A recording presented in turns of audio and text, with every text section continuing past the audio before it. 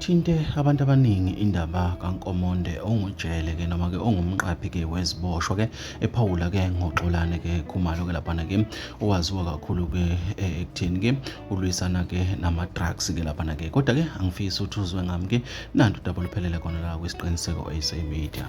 Uzubona ukuthi wonke umuntu esicabanga ukuthi usimele la eSouth Africa akasimele ngokweqiniso. Lo mfowethu Xolani Khumalo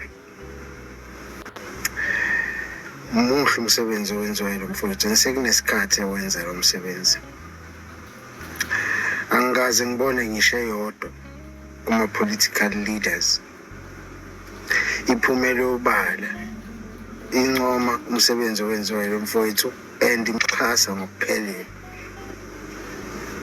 Angikaze ngabona ngisho eyodwa iminister ephumele obala ixhasa ngokuphelele umsebenzi owenziwayo lo mfowethu.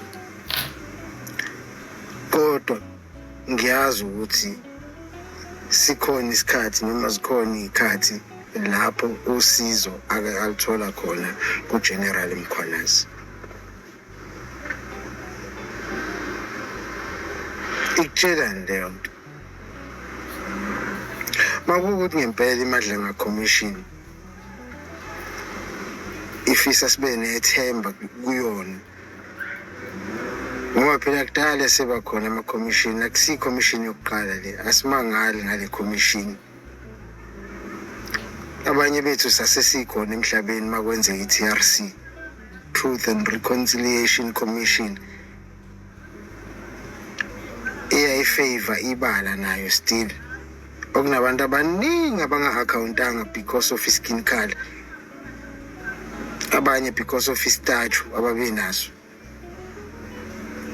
So kahle kahle ukukhuluma iqiniso, lezi zinto zama-commission izinto esesingenazi ithemba kulona as a nation, because asikazi siyibone zibenefita abantu bakulelizwe bawo wonke amabala.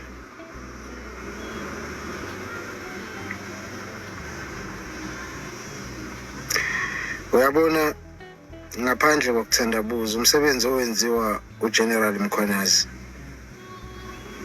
ngowuthanda ngenhliziyo yami yonke, nobhuti yena nje uNhlanhla Sibusiso Mkhwanazi, ezindoda enesithunzi neneqiniso nengenavalo lokumela iqiniso nelokudefend izwe lalo.